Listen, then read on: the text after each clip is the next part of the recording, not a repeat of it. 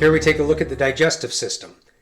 So I have this torso here to show you all the organs of digestion in their anatomic position. Starting up here where they've done a little cutaway of the skull, you can see the oral cavity, the tongue, a set of salivary glands. We will look at this in more detail in an upcoming model. Again, just an overview. This is your larynx or your voice box.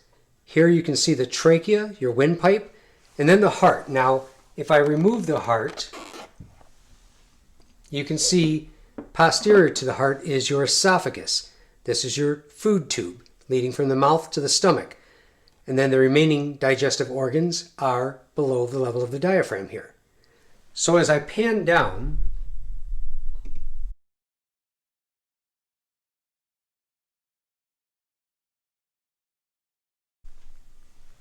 we can see the liver. It's a large organ, about 3 pounds actually in weight of an adult liver. And it's mostly to the right of midline. Only the left lobe really extends into the left side of your abdominal cavity. But this is your liver, just below the diaphragm. Now, if we remove the liver, you can see the stomach more clearly. The stomach is a J-shaped organ, about the size of 2 of your fists. You can see where the esophagus comes down through the diaphragm, and it will meet up with the stomach right there. And this area is called the fundic region. Again, we'll see this in more detail coming up in another model. We remove the stomach, you can see the pancreas posterior to the stomach. Also in this upper left quadrant, you can see the spleen. So all of these organs we're going to look at in more detail coming up in other models. Here's your duodenum, the first part of the small intestines. We just remove the stomach. It will empty its product into the duodenum. Here we have the transverse colon, the ascending colon, the descending colon, and then you can see the jejunum and the ileum. Those are the other 2 segments of your small intestine. Now, let's see if we can't take this apart. Taking off the transverse colon, you can see a little more of the duodenum here and a little more of the pancreas.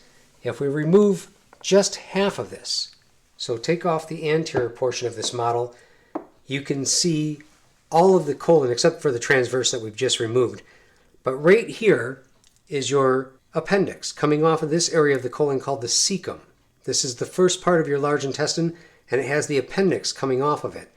This is the last portion of your small intestine, the ileum, and it will empty into the large intestine at that level. If we open this up, you can see here's your ileocecal sphincter. And there's the cecum, and again the appendix. We close this back down,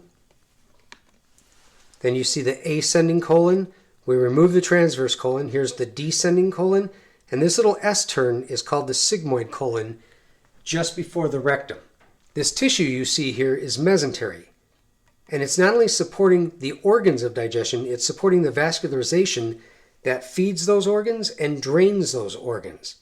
So that's basically an overview of the digestive system. And if we pull this out, of course you can see the rest of the abdominal aorta, the inferior vena cava, your iliac arteries and veins. So let's move on and start looking at these organs one at a time. So here again, a sagittal view of the head. We've discussed the nasal cavity, nasopharynx regarding the respiratory system. We'll briefly mention it again here, but our focus is on the digestive system. So again, we see the oral cavity here. We see our larynx, our voice box, and I'm going to remove this. We don't need this component for now. Here we have the upper lower lip. These actually function to keep liquids in your mouth when you're drinking. If you've ever tried to drink something without the use of your lips, pretty difficult. Then we see our teeth here, lower and upper teeth, and this would be your mandible and your maxilla. In fact, the maxilla, along with the little palatine bone right here, form the hard palate because they're providing bony support to the roof of our mouth right here. So this is your oral cavity. This is your tongue. The roof of your mouth is the hard palate all the way back to where this bony support ends, and then it becomes the soft palate. So you have the soft palate and the uvula. This is suspended in the back of your throat. You can see it if you open your mouth and say ah, which you've had to do probably several times going to a doctor. This functions much like the epiglottis. When we swallow, the tongue pushes food up against the roof of the mouth and back. And that backward push causes this uvula to press up against here, closing off the nasopharynx so that we don't aspirate food into our nasal cavity. As we swallow, the food gets pushed back, and it's voluntary to that point. Once it gets past this area, the autonomic reflex takes over, the swallowing reflex, and your pharyngeal muscles will continue the swallowing function, pushing food to the back of the throat and inferiorly down your esophagus. Now this is your esophagus, your food tube, just posterior to your windpipe and your voice box, your trachea and your larynx. And again, when we swallow, the epiglottis here will close so that we don't aspirate that food into the respiratory tract. Your esophagus here, at least at the proximal end, is striated or skeletal muscle. It's voluntary. But as we move towards the distal end, it becomes completely smooth muscle, and involuntary control, known as peristaltic activity, takes over to convey the food into the stomach and on through the rest of the digestive tract, which we will see in a later video. You also have 3 sets of tonsils here, the adenoids, your pharyngeal tonsils, and your lingual tonsils.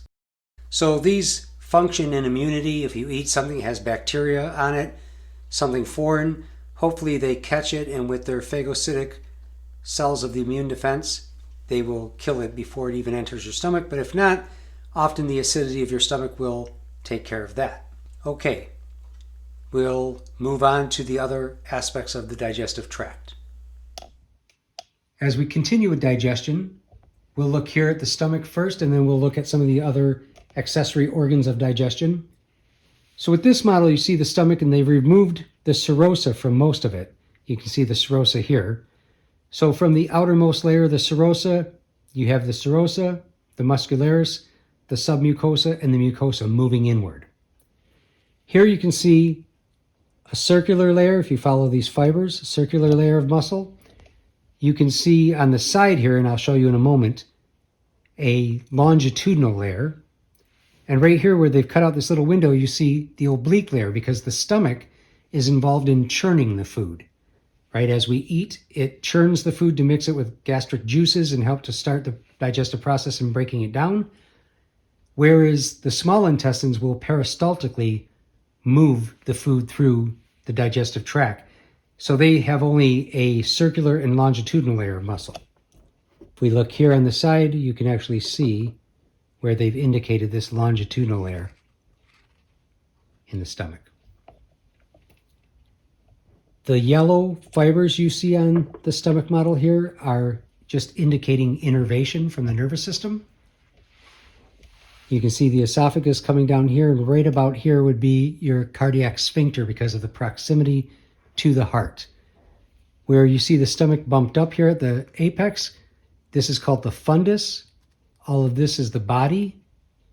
And where it starts to taper down here is called the pyloric region. So we'll look at that closer from the inside. So here you can see the gastric mucosa. And these folds you see on the inside are called rugae. So these rugal folds of the gastric mucosa allow for distension when we eat a lot of food. It allows the stomach to expand, and when it becomes distended, these folds kind of flatten out a bit. Here again, you'd see the cardiac sphincter as food passes through it. When we swallow, this is your esophagus.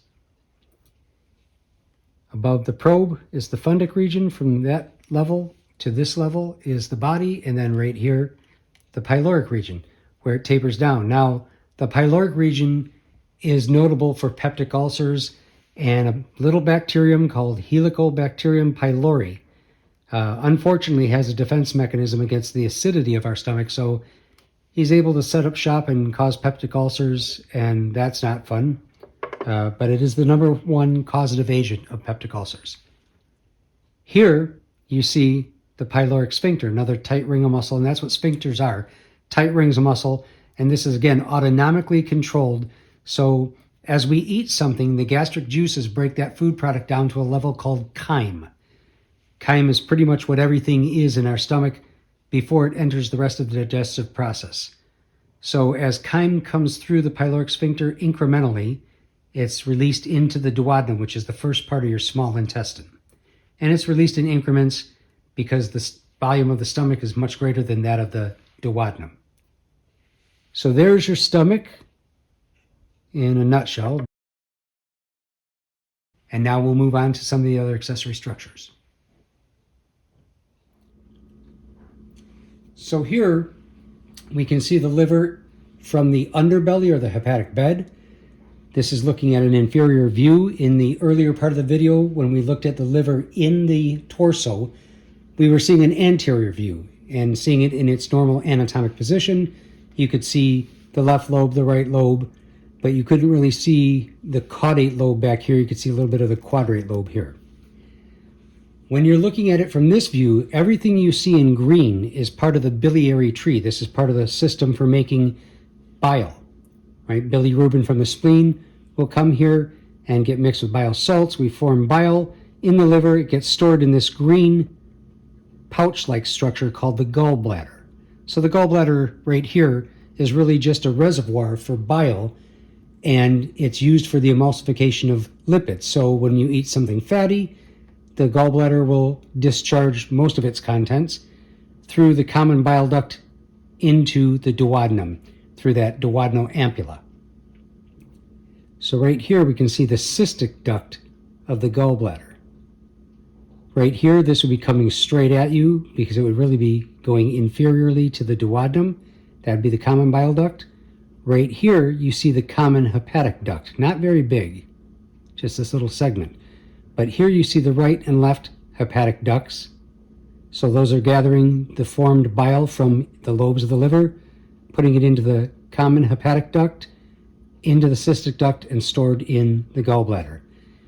The arteries you see are in red, as arteries are, well oxygenated. The veins are in blue, and the purple vessels you see here, these are all from your hepatic portal vein. Remember, the hepatic portal vein is coming from the different structures in digestion and going to the liver so the liver can regulate homeostatic blood levels of certain nutrients.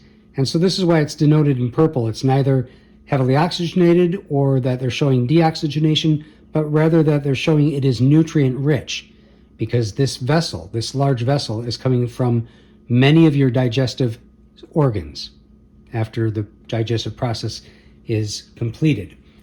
Here you can see a little bit of the inferior vena cava, and right here, if you recall from circulation, this is the round ligament, once known as the ductus venosus in fetal circulation.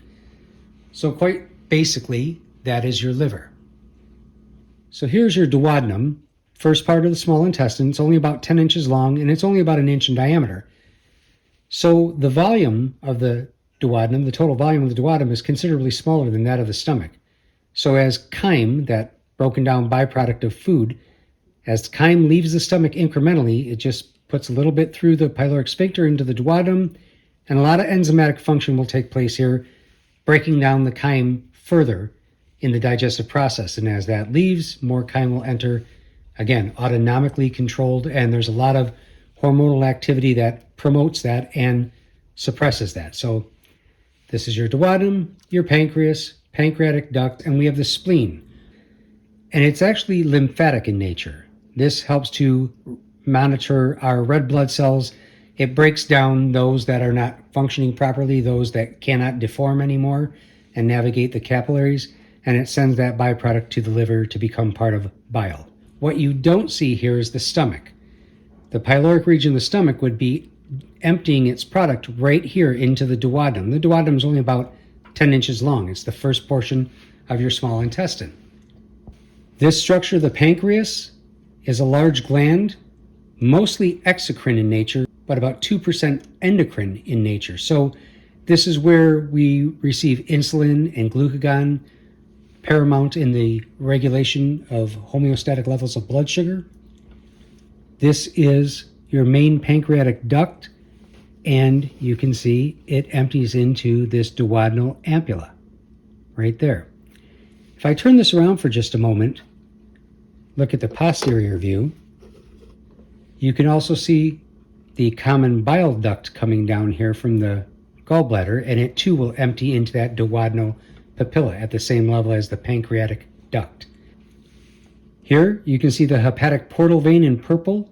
This was indicated on the liver model, so you can see it receives blood from the spleen, it's receiving blood from the small intestines, portions of the stomach, and it will go up to the liver again for the regulation of homeostatic levels of nutrients in the blood, things like glucose, proteins, and so on.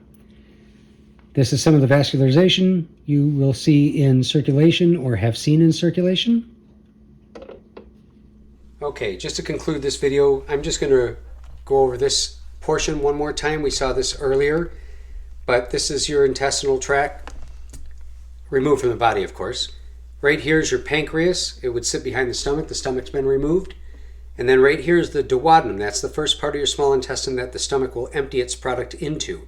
And that's only about 10 inches long. After it turns forward, it becomes the jejunum for the next 8 feet, and then the last 12 feet of a small intestine is the ileum. And that ileum will empty into this, which is the cecum, the first part of the large intestine, or the colon. We have our ascending colon. Right here, it turns, and your liver would reside right here, so they would call that the hepatic flexure. Then you have the transverse colon coming across. Here, where it turns downward, the spleen would be right here. So we'd call that the splenic flexure. Then you have your descending colon. And down here, where it turns and makes this S turn, that is your sigmoid colon, which would then taper down as the rectum and end at the anal sphincter. If I remove the transverse colon and the intestines, at least this anterior component, we again see this mesenteric tissue that's supporting the intestines, large and small, but also the vascularization that both feeds and drains the intestines. So you can see portions of the superior mesenteric artery here, inferior mesenteric would be coming in and feeding the large and small intestines. This purple one again, that's going to form the hepatic portal vein. All these vessels returning will not return their product to the inferior vena cava to the heart. They'll return their product to the hepatic portal vein onto the liver, and from the liver to the inferior vena cava. And you can see it again in the posterior here. We've looked at this earlier. There's your hepatic portal vein again, your superior mesenteric artery. This right here, this little component is your celiac trunk. That's the one that gave rise to the splenic artery, hepatic artery, and gastric artery. And then even right here, again, we see the common bile duct coming down that would empty into the duodenal papilla. Okay, so again, the mesenteric tissues, that's how your intestines form in the body and reside, and that will conclude the digestive system.